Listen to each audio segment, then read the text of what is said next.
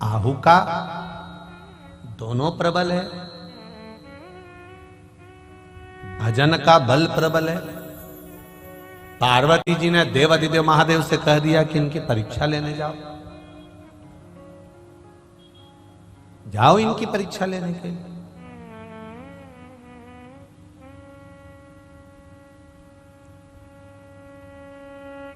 जिस दिन मृत्यु लोक पर हमारा जन्म होता है और जिस दिन हम मरते हैं, 21,600 श्वास मानव के शरीर से प्रतिदिन निकलती है।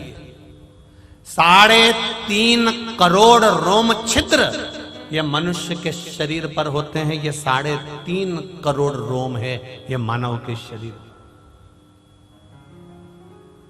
3.5 करोड़ रोम छिद्र।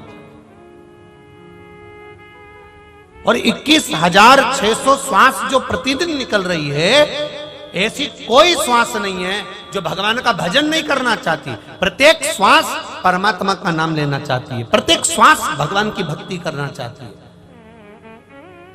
पर परमात्मा ने एक बात कही है, भक्ति करना, भजन करना, स्मरण करना, पर परिवार को पालते हुए, परिवार को लेकर चलते हुए, परिवार को साधते हुए, परिवार का स्मरण करते हुए।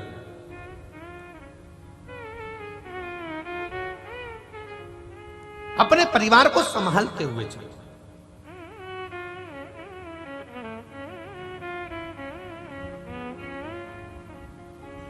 कोई साधु, कोई सन्यासी, कोई तपस्वी, कोई संत आपसे यह कभी नहीं कहेगा कि आप भी साधु बन जाओ।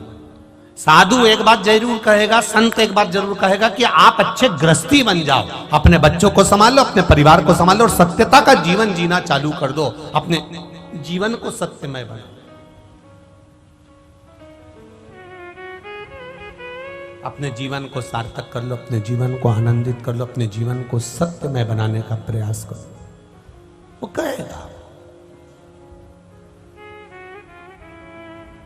शंकर भगवान को माता पार्वती जी ने कहा जरा परीक्षा लेने जाओ।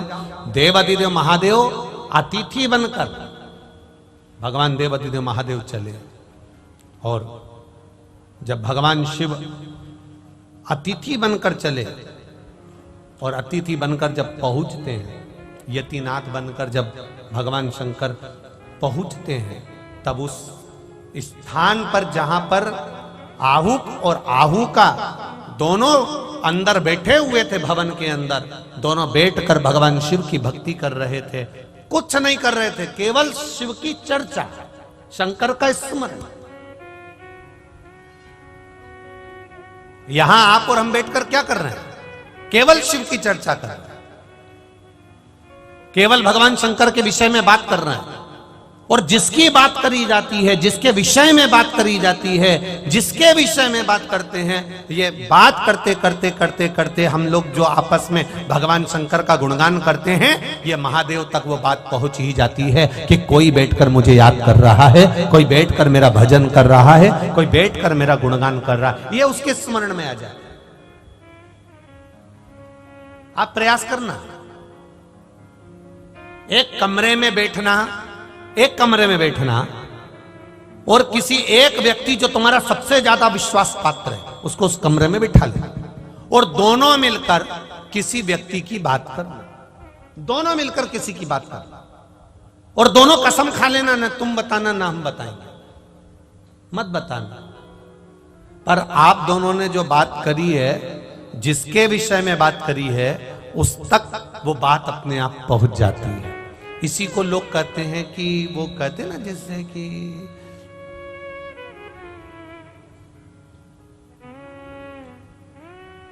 मकान,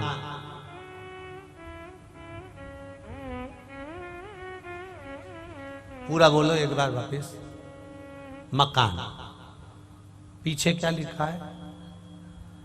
कान। मतलब कहीं पर भी बैठ के बात कर लो, दीवाल के कान होते हैं, उसी का नाम मकान है।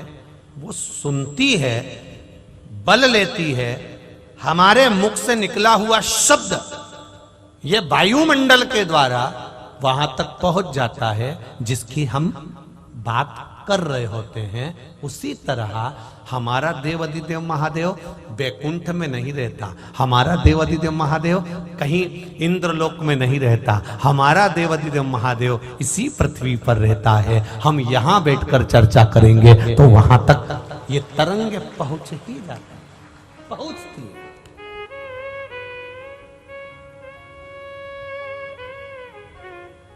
ये भी एक आराधना है, ये भी एक साधना है, स्मरण, और वो भी भगवान का स्मरण।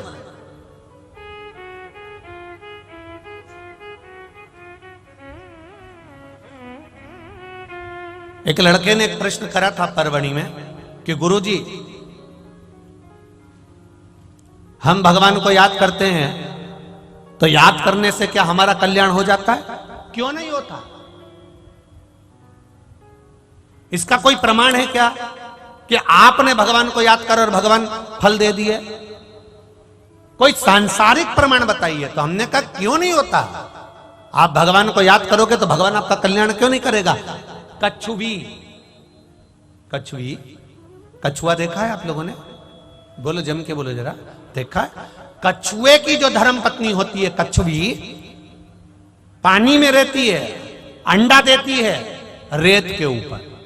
पानी में कछुवी कभी अंडा नहीं देती, कछुवी अंडा देती है तो रेत पर देती है। और एक बार अंडा देने के बाद में कछुवी कभी उस अंडे के पास नहीं जाती, कभी नहीं जाएगी। एक बार अंडा देने के बाद में कछुवी उस अंडे के पास में नहीं जाएगी, पानी में रहेगी, दूर रहेगी।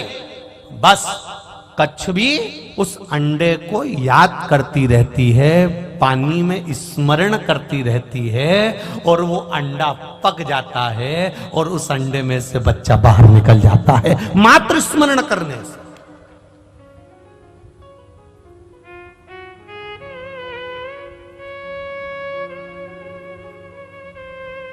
मात्र स्मरण करने से। कितना विचित्र! यहां गर्भ में 9 महीना रखना पड़ता है, तब जाकर बच्चा पक पाता है। 9 महीना रखना पड़ता है। 6 महीना का भी होगा तो पका नहीं है, 7 महीने का भी होगा तो श्रेष्ठ नहीं है, 8 महीने का भी होगा तो श्रेष्ठ नहीं है, 9 महीने का बच्चा होगा तो श्रेष्ठ माना जाएगा। बुद्धि भी है, विवेक भी है, सुंदर भी है, स्वरूप भी है, शरीर भी पूरा है, इसमें कुछ कमी नहीं है। पका है, पूरा पका, गर्भ के अंदर पका। क्या हम स्मरण करते हैं तो भगवान हमारे पर कृपा दृष्टि करता? क्यों नहीं करता?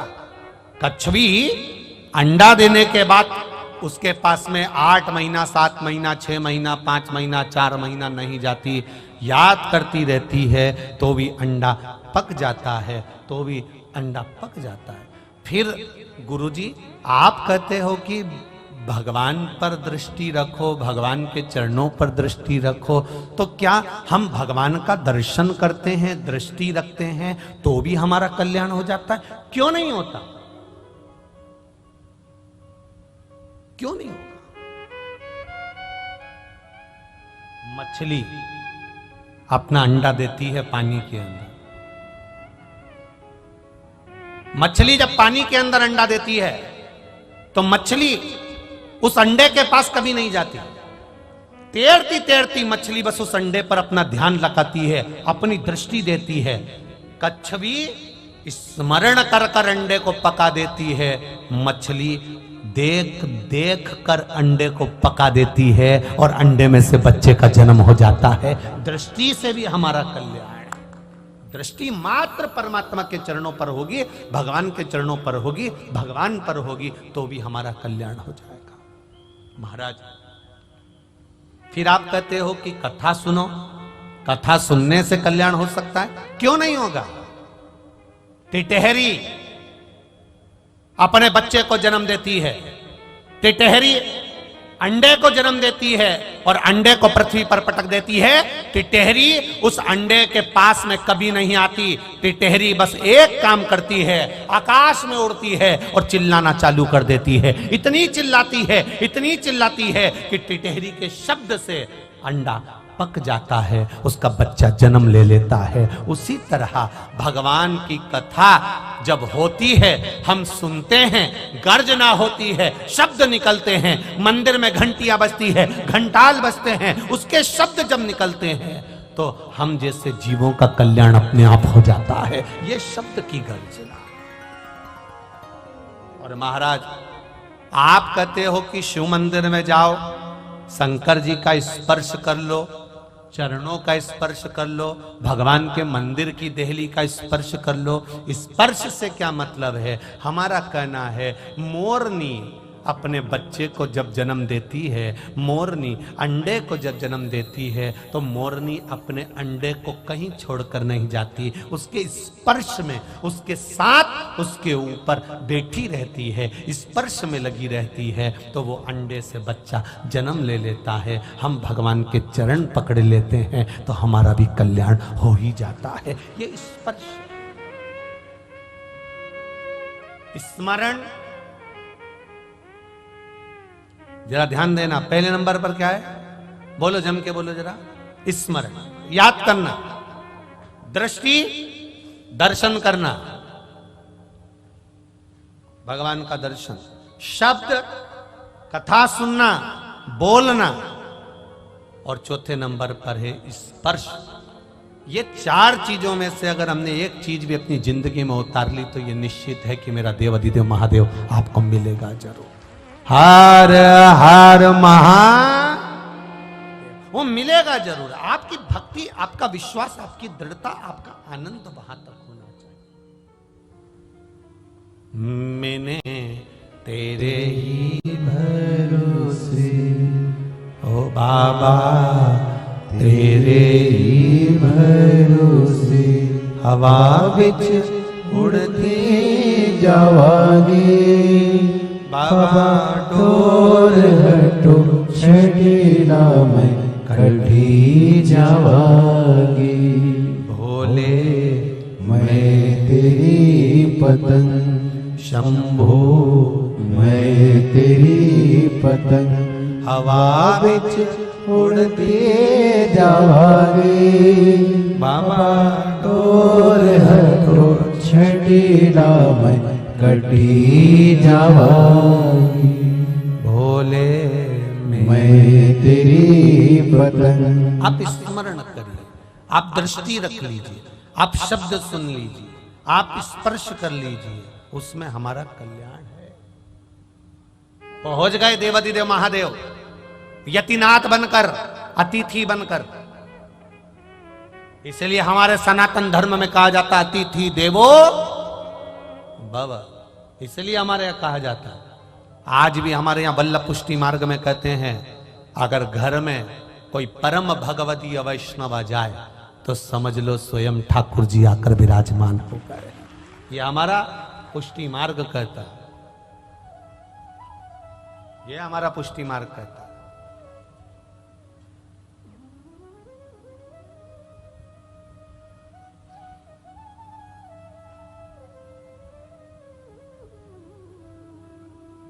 पुष्टि मार्ग में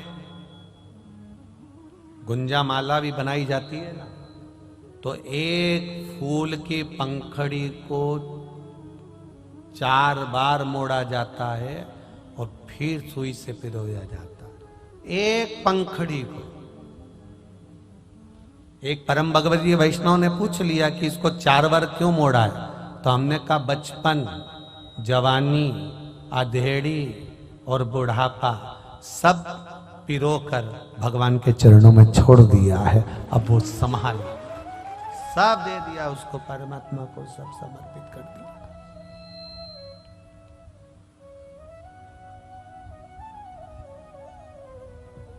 सब भगवान को दे दिया, अब बच्चा क्या?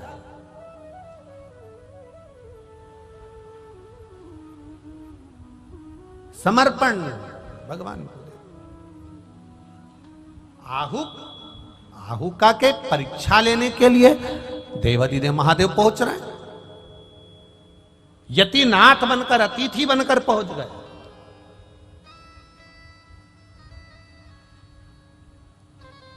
दरवाजा बजाया, अंदर कोई है, दरवाजा खोलिए। अंदर कोई है, दरवाजा खोलिए।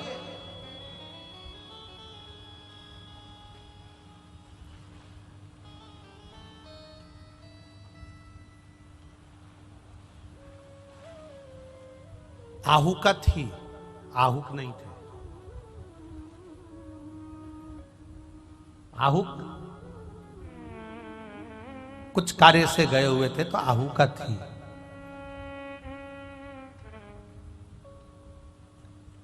अमृत पीने वालों को क्या कहते हैं? देव।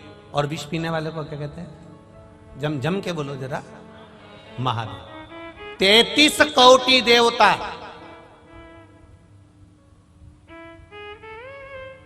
सबसे ज्यादा बात किसकी मानते थे?